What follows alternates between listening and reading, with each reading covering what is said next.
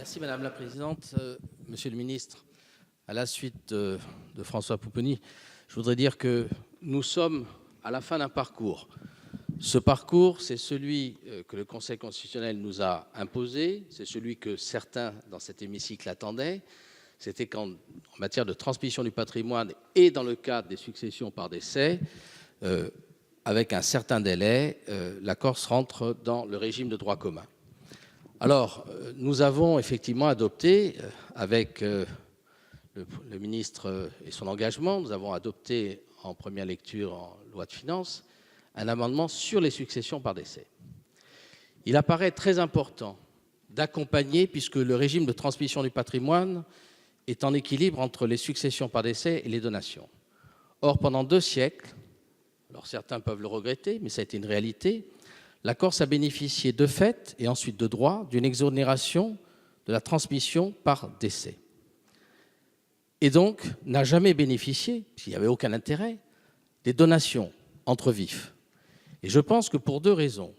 D'abord, rattraper en aussi un court parcours, en l'espace de quelques années, l'ensemble d'un patrimoine qui va devoir être transmis, c'est-à-dire un stock considérable, sans pouvoir, sur une période très courte, bénéficier d'un régime dérogatoire mais temporaire, très temporaire, cela serait très dur à supporter. Et en même temps, au-delà du fait qu'on réparerait et on rentrerait globalement parallélisme des formes entre les amendements sur les successions par décès et les donations aujourd'hui, nous rentrerions dans un droit commun avec un délai plus court, puisque le rapport qui a été soumis et qui a été validé par le ministère sous votre autorité, Monsieur le Ministre, a prévu qu'il faudrait 20 ans pour constituer les titres par voie de décès si on allait uniquement sur les successions par voie de décès, et qu'au bout de 10 ans seulement, nous pourrions atteindre cet objectif si on associait les donations partage. Je pense que nous répondons à quelque chose qui est juste, et je pense qu'aujourd'hui, tout le monde l'attend pour que ce droit commun ne soit pas un droit commun pénalisant, mais que ce soit un droit commun plus juste, plus incitatif. Et je reprendrai ce qu'avait dit notre président de la Commission des finances. Ce sont des amendements qui sont intelligents. J'espère que je serai entendu sur ces amendements. Merci, monsieur le député. Monsieur le rapporteur général, sur ces 2 amendements identiques, 212 et 263, avis de la commission, s'il vous plaît. Je manquerai à tous mes devoirs si je n'attirais pas l'attention de notre Assemblée sur le caractère que j'estime inconstitutionnel de cet amendement, puisque c'est un amendement qui légifère pour la Corse. Je ne sais pas légiférer pour la Corse, et d'avoir une rédaction de ce type crée une inégalité devant la charge publique, à mon sens. C'est donc uniquement sur ce point. Sur le reste, beaucoup de choses ont déjà été dites. Il y a une histoire, on la connaît, on peut se la raconter, l'histoire. Mais moi, je doute du caractère constitutionnel de la disposition qui a été prise, parce que sur les transmissions après décès, on a veillé à avoir une rédaction qui puisse franchir cet écueil. Et je crois qu'on a utilisé une rédaction du type tous les biens dont les titres de propriété ne sont pas clairement établis. Ce qui permettait d'avoir une définition qui a franchi la barrière du Conseil. Moi, avec une rédaction pareille, je ne peux pas être favorable à cet amendement. Et la Commission l'a repoussé. Merci, monsieur le rapporteur général. Monsieur le ministre, vous avez la parole.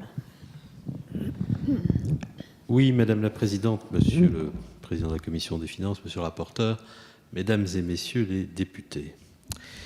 Je comprends l'esprit de vos amendements. Nous en avons d'ailleurs déjà débattu au cours des précédentes séances. Vous souhaitez adapter le régime dérogatoire et temporaire applicable aux donations comportant des biens et droits immobiliers situés en Corse. On connaît la situation au terme du rapport qui a été réalisé à la demande d'ailleurs de l'administration de Bercy, auquel ont participé des acteurs spécialistes du sujet. Et ce rapport apporte des éléments d'information dont nous ne disposions pas l'an dernier lorsque les précédents amendements ont été adoptés, c'est-à-dire, vous l'avez signalé, monsieur le député Rocasser, monsieur le député Pupponi, une difficulté d'établissement des droits de propriété attachés aux propriétés, immeubles, terrains faisant l'objet d'une succession. Votre amendement vise à rouvrir le débat concernant la problématique foncière et cadastrale corse, sur laquelle nous n'avons pas de désaccord. J'ai eu l'occasion de vous le dire lorsque nous nous sommes rencontrés à plusieurs reprises quant à l'analyse et à la nécessité d'agir pour rétablir une situation de droit commun, c'est-à-dire créer les conditions de l'établissement des titres de propriété. Je voudrais cependant vous dire que mon sentiment est plutôt réservé à l'égard du contenu de ces propositions que vous formulez par amendement, qui auront pour effet de créer une nouvelle exonération dégressive sur 9 ans de droits de mutation à titre gratuit à raison des donations d'immeubles et droits immobiliers en Corse. Comme vous le savez, l'article 14 de la loi de finances pour 2013, qui prévoyait de proroger la durée d'application des régimes dérogatoires successoraux des immeubles situés en Corse, en reportant la pleine application du droit commun aux successions ouvertes à compter du 1er janvier 2023, a été censuré par le Conseil constitutionnel l'an dernier dans les conditions que l'on sait.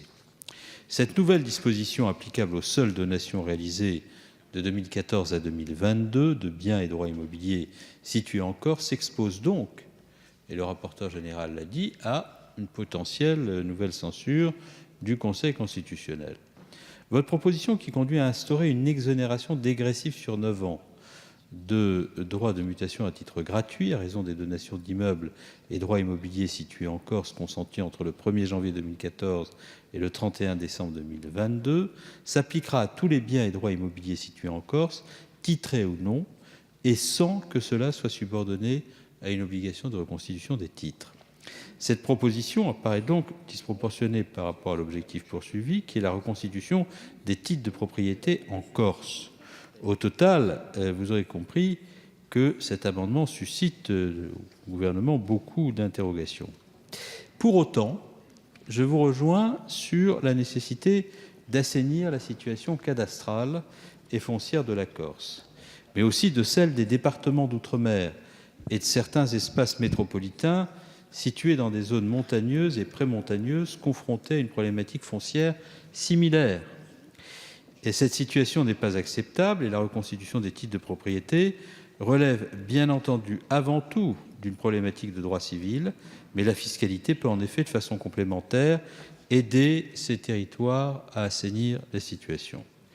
C'est pourquoi le gouvernement entend, par les mesures proposées par l'article 8 du PLF 2014, accompagner et inciter les redevables à recouvrer l'usage plein et entier de leurs droits de propriété. S'agissant de la situation particulière de la Corse, je vous rappelle que nous avons travaillé ensemble, je l'ai évoqué tout à l'heure, le groupe de travail de haut niveau a été mis en place par le gouvernement en janvier et nous avons évalué les conséquences de la décision du Conseil constitutionnel du 29 août 2012. Son rapport n'a été rendu public que récemment, il y a un peu plus d'un mois et demi, le 11 octobre dernier. Il dresse un état des lieux objectif de la situation cadastrale et foncière que nous partageons. Le débat n'est donc pas clos et notre objectif est de cheminer pour aboutir à une solution efficace et sécurisée sur le plan juridique. C'est pourquoi, afin d'accélérer la reconstitution des titres de propriété immobilière sur l'ensemble du territoire national, ce qui permettrait de lever la prévention du rapporteur général, puisque nous serions en Corse et sur l'ensemble du territoire national dans la même situation, le gouvernement déposera en PLF, à l'occasion de la nouvelle lecture, un amendement qui prévoit une mesure incitative transitoire et de portée générale visant à exonérer partiellement de droits de mutation à titre gratuit lors de leur première transmission les immeubles et les droits immobiliers pour lesquels le droit de propriété du donateur est constaté par un acte régulièrement transcrit ou publié entre le 1er janvier 2014 et le 31 décembre 2017, ce qui permettra d'avoir une disposition générale, globale, qui ne posera pas de problème de principe d'égalité. Compte tenu de ces éléments que je viens de vous évoquer, je m'en remets à la sagesse de votre Assemblée sur cet amendement et les autres. Merci, Monsieur le Ministre. Monsieur le Président de la Commission, vous avez la parole. Madame la présidente, oui, quelques mots sur ce sujet. bon, qui est difficile, hein, il ne faut pas se le cacher au plan juridique, et le rapporteur général a eu raison de le rappeler. Notre collègue Camille de Rocasser a bien voulu rappeler que lorsqu'il a présenté avec François Pupponi cet amendement, moi je l'ai trouvé assez spontanément intelligent, parce que c'est une mesure qui permet vraiment d'accélérer le retour au droit commun. De même que, je ne m'en cache pas, j'ai trouvé que la décision du Conseil constitutionnel était la bienvenue. La bienvenue. Parce que, non, mais ce n'est pas Charles de Courson qui m'en démentira. Ça fait, nous sommes ici, nous siégeons ici depuis 20 ans, 21 ans même. Non, mais Charles de Courson et moi-même, et bon, on n'avait pas quand même réussi à faire avancer la question. Alors, à mes yeux, mais comme l'a très bien dit le rapporteur général et comme l'a souligné le ministre, le problème, il est avant tout de nature juridique. Alors, il y a, me semble-t-il, un principe constitutionnel en matière d'incitation fiscale qui est celui de la proportionnalité. Il faut que l'incitation fiscale soit proportionnée à l'objectif recherché. L'objectif recherché, c'est vraiment que l'ensemble des propriétés soient titrées le plus rapidement possible. À ce stade, pour ma part, je suis incapable de vous dire si un avantage dégressif sur 9 ans, mais qui va donc jusqu'à 2022, est-ce que c'est excessif? Est-ce que ça peut être accepté? Bon, le ministre a souligné un point à mes yeux très important, c'est que, en tout état de cause, ça doit s'appliquer sur l'ensemble du territoire national et pas uniquement sur la Corse. Et puis par ailleurs, il y a la question du coût.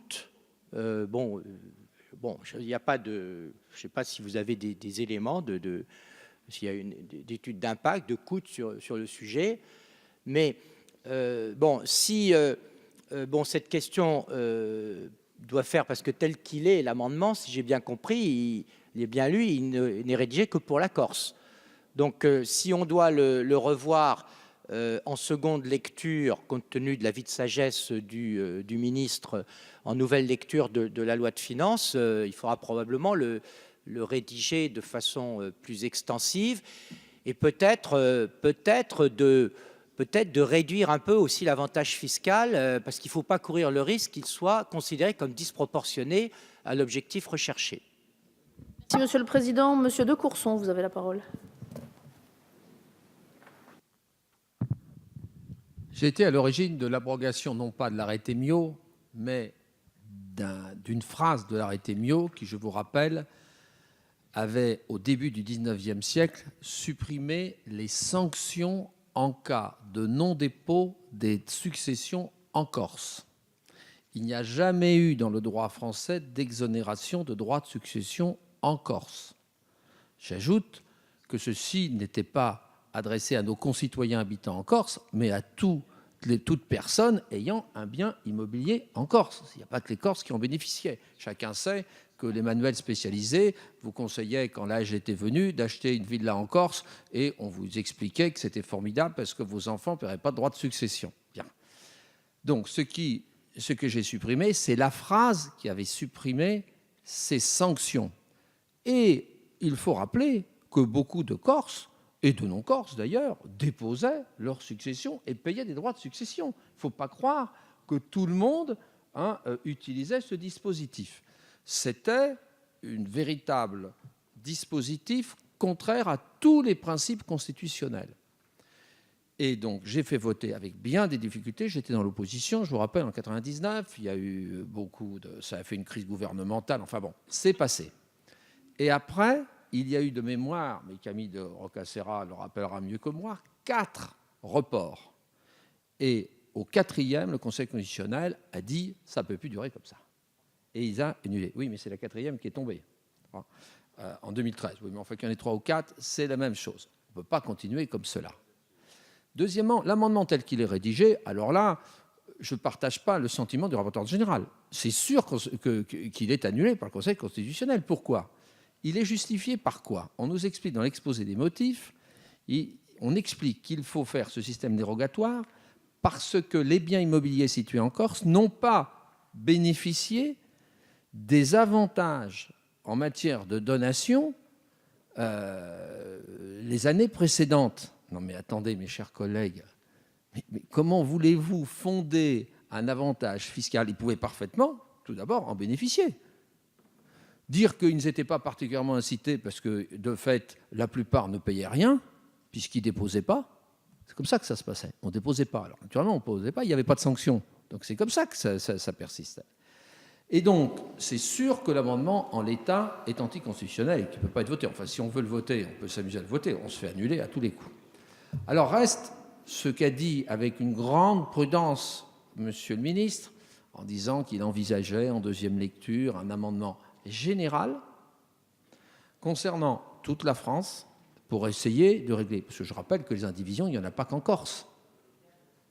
Voilà. Bon. Et qu'il y a d'autres zones. Bon. Mais il faut quand même bien réfléchir, parce que je vous rappelle que le cadastre, c'est une invention récente, hein, c'est 1830, grosso modo. Hein, et que plaider en faveur d'une disposition parce que l'État n'a pas fait son devoir, puisque je vous rappelle que le cadastre, il est tenu par l'État français. Moi, ça me gêne un peu, parce que ça dure depuis 2 siècles, un peu moins de 2 siècles, puisque c'est 1830, 1831, 1832, la généralisation du cadastre en France. Moi, voilà. Mais on verra lorsque Monsieur le ministre déposera en deuxième lecture l'amendement. Et si on pouvait l'avoir, Monsieur le ministre, avant d'arriver en séance, ça nous aiderait à réfléchir, n'est-ce pas, Monsieur le rapporteur général? Merci, Monsieur le député. Monsieur Pupponi, vous avez la parole. Oui, plusieurs choses. D'abord, on aborde d'une nouvelle fois ce sujet, mais je crois qu'on l'aborde de la bonne manière.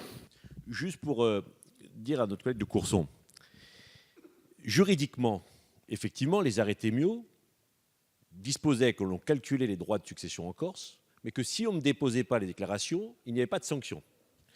Cela a fonctionné jusqu'en 1947, parce que les droits de succession étaient calculés différemment en Corse qu'ailleurs, en fonction des arrêtés Miot. Et en 1947, la base de calcul des droits de succession en Corse a disparu par une mesure législative qui a supprimé l'impôt qui permettait de calculer les droits de succession. Et l'administration française n'a jamais redéposé les bases de calcul des impôts. Non, chers collègues, je vous dis qu'en 1947, les bases de calcul ont été supprimées par une loi et que personne, sauf... Non, puisque les arrêtés Miot disaient il faut calculer en Corse les droits d'une manière différente, avec telle base, la base a disparu, il n'y avait plus de base de calcul. Et jamais personne n'a pensé à voter une loi qui aurait pu être celle du droit commun.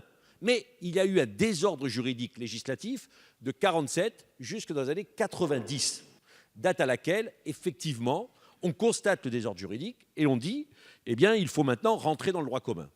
Très bien, pas de problème, et les Corses sont prêts à rentrer dans le droit commun, je peux en témoigner. Par contre, le vrai sujet, c'est comme pendant plus de 200 ans,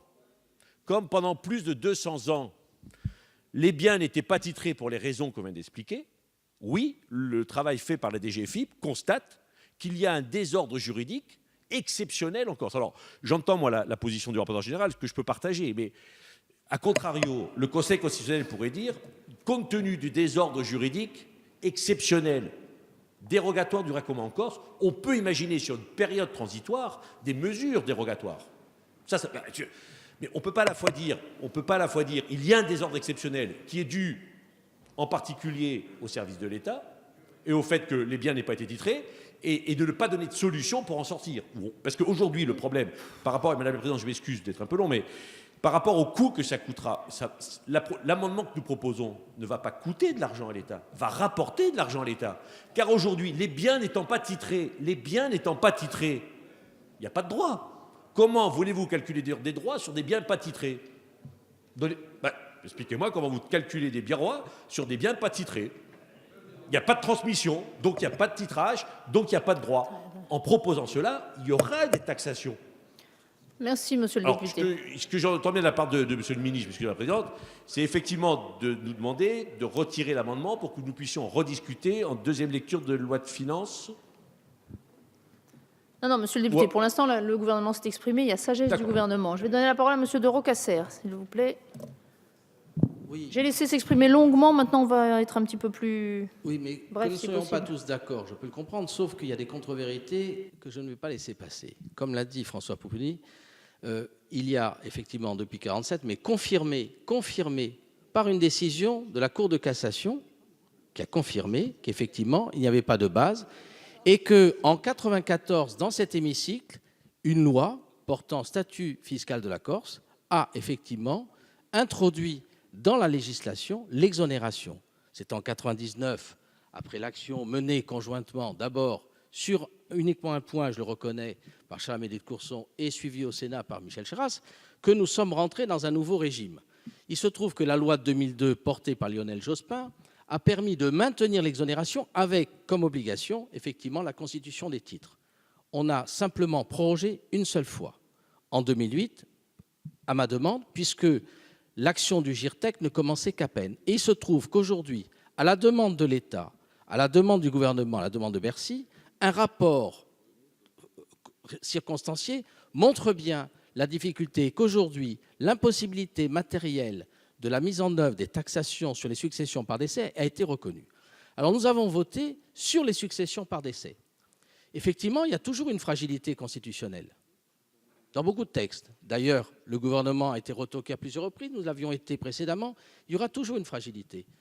Mais nous avons aussi le droit de pouvoir défendre quelque chose qui me paraît logique.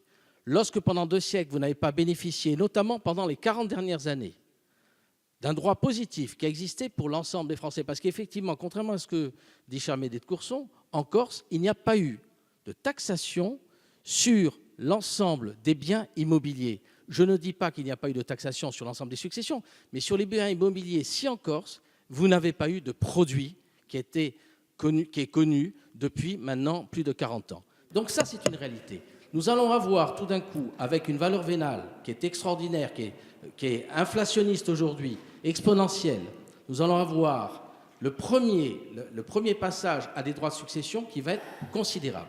Nous demandons un aménagement, c'est vrai, c'est une dérogation au principe de droit commun, sur une période très courte, pour faire en sorte que la première génération qui va pouvoir organiser ces successions, la transmission du patrimoine, ce qui a été le cas partout sur le continent, puisse se faire encore sur une durée très courte. Deuxièmement, nous voyons l'efficacité aussi de cette demande, c'est qu'elle permet, c'est vrai c'est une dérogation, mais qu'elle permet d'accélérer, de réduire de moitié la reconstitution des titres de propriété. Parce que la vraie question, ça n'est pas l'indivision, c'est la constitution et la reconstitution des titres de propriété. Il y a des biens non délimités. Effectivement, sur le plan financier, Madame la Présidente, je termine, sur le plan financier, effectivement, lorsqu'on connaît ces biens, on peut avoir des mutations, on peut vendre son bien, on produit de la fiscalité, on produit des plus-values, on produit de la richesse pour l'ensemble des collectivités, c'est-à-dire on rentre dans un régime normalisé.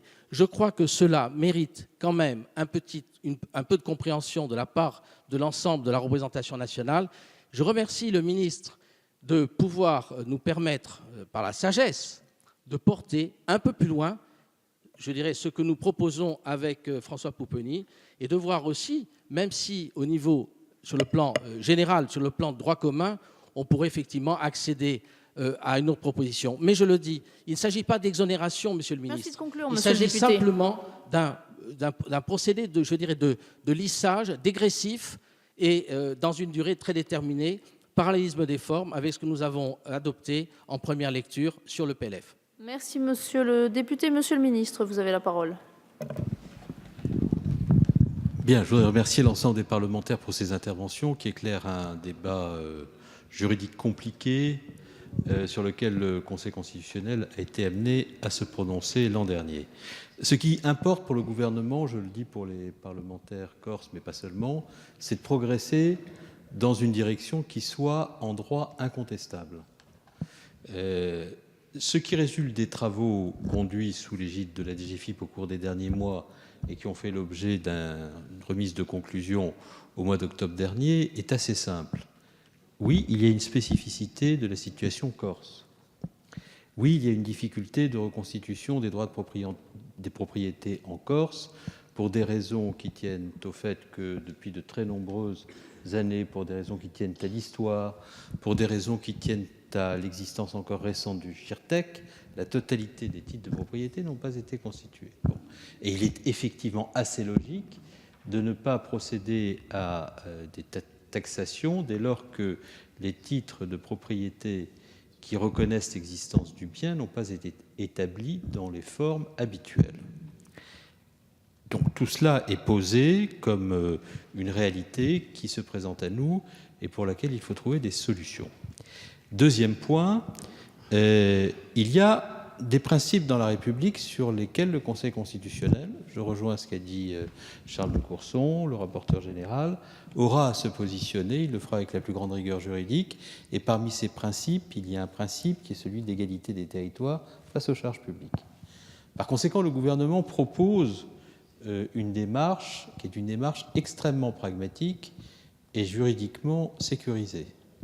Elle consiste à tenir compte de la situation de tous les territoires sur lesquels des difficultés se présentent en termes de reconstitution des titres de propriété, de traiter ces territoires de façon équivalente en appliquant à ces territoires où des titres ne sont pas constitués des abattements similaires, de manière à ce que nous puissions à la fois traiter la question qui vous préoccupe sans remettre en cause des principes constitutionnels qui pourraient venir, s'ils étaient de nouveau évoqués, et je pense qu'ils pourraient l'être, remettre en cause l'amendement même et les progrès que vous voulez accomplir. Donc, nous proposons une démarche extrêmement pragmatique et qui consiste à présenter en PLF, deuxième lecture, une mesure qui consistera à mettre en place des dispositifs d'abattement pour l'ensemble des territoires où les titres de propriété ne sont pas reconstitués, avec un délai qui permettra au GIRTEC de continuer à faire son travail et à la Corse de poursuivre la reconstitution de ces titres, de telle sorte à ce que nous sortions, au terme de ce rapport élaboré sous notre égide, de la situation difficile à laquelle vous êtes confrontés. Merci, Monsieur le Ministre. Donc, je mets aux voix le... Je me tourne vers Monsieur Drocasser, Monsieur Pupponi. Je mets donc aux voix ces deux amendements identiques, 212 et 263, qui ont recueilli l'avis défavorable du rapporteur général et l'avis de sagesse du Gouvernement.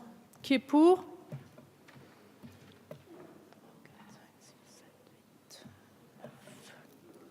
Qui est contre ?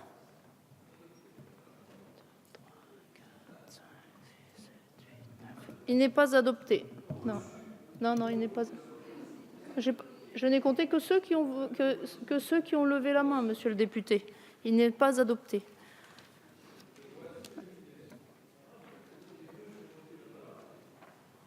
Monsieur le député, je vous dis que j'ai compté les mains qui se sont levées, les pour,